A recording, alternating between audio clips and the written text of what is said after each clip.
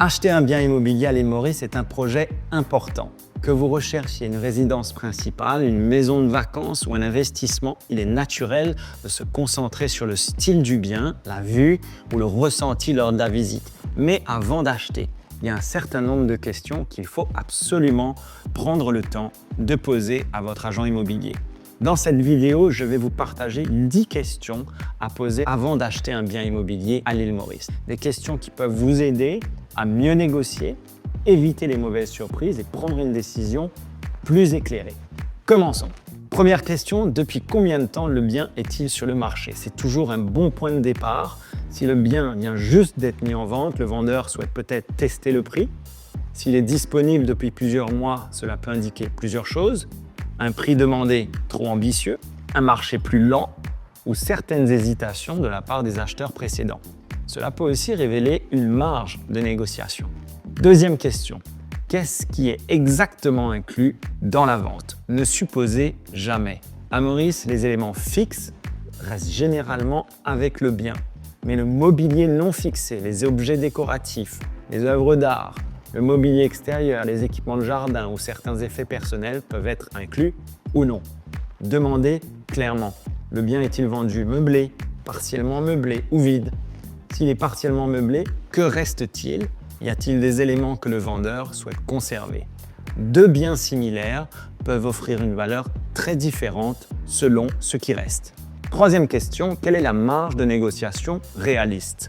Beaucoup d'acheteurs demandent de combien puis-je négocier? La meilleure question, c'est selon le marché et selon votre connaissance des attentes du vendeur, quel niveau de négociation vous semble réaliste? Un bon agent immobilier devrait vous guider selon les ventes comparables, les attentes du vendeur, le niveau de demande, l'urgence éventuelle de vendre, l'intérêt déjà manifesté sur le bien. Cela vous aide à faire une offre sérieuse, réfléchie et bien positionnée. Quatrième question, quels sont les frais courants ou les charges de copropriété? Le prix d'achat n'est qu'une partie du coût total. Il faut aussi comprendre les frais mensuels ou annuels liés au bien. Demandez ce qui est inclus.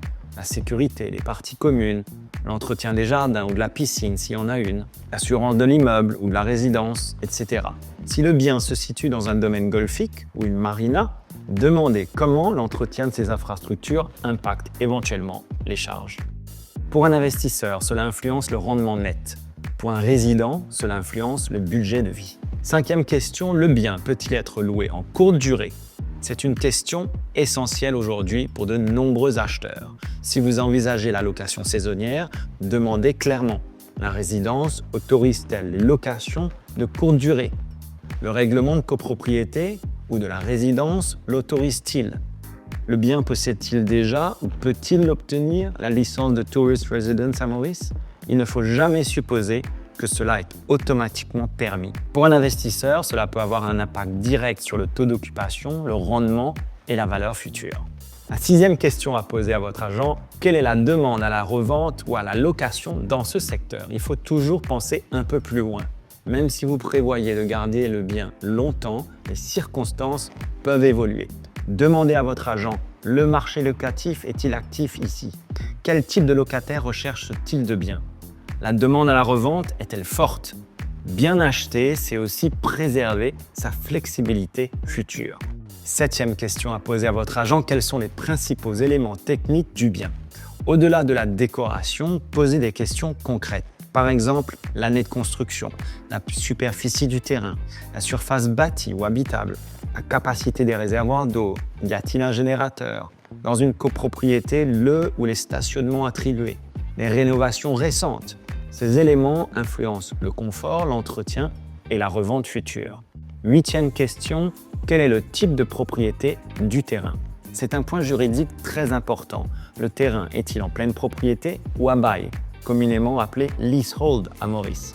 Si le terrain est à bail, demandez combien d'années reste au bail, quel est le loyer foncier annuel, quelles sont les conditions de renouvellement.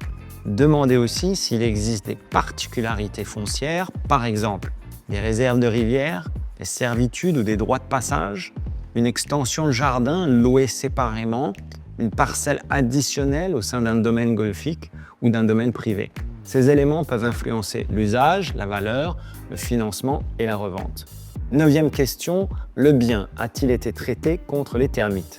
À Maurice et sous climat tropical, c'est une question importante. La prévention contre les termites protège la structure du bien et évite des frais futurs parfois lourds. Demandez si un traitement a été effectué, quand et par quelle société. 10e question, quelle est la situation d'occupation du bien? Très important pour organiser votre projet ou votre rendement locatif. Le bien est-il vacant? Est-il occupé par un locataire, occupé par le propriétaire, disponible immédiatement, nécessitant peut-être un délai après la vente? Cela impacte le calendrier, les revenus locatifs éventuels et vos prochaines étapes. Voici donc 10 questions utiles à poser avant d'acheter un bien immobilier à l'île Maurice. Un achat réussi ne repose pas uniquement sur le coup de cœur. Il repose sur les bonnes questions, la bonne compréhension des détails et une décision prise en toute connaissance de cause. Que vous achetiez une résidence principale, une maison de vacances ou un bien d'investissement, prendre le temps de clarifier ces points peut vous faire économiser de l'argent, réduire le stress et préserver la valeur de votre acquisition sur le long terme. Donc si vous souhaitez être accompagné de manière professionnelle dans votre projet immobilier à l'île Maurice, n'hésitez pas à nous contacter. Et si cette vidéo vous a été utile, n'hésitez pas à l'aimer, à vous abonner, à partager avec une personne en recherche immobilière. À bientôt, je l'espère.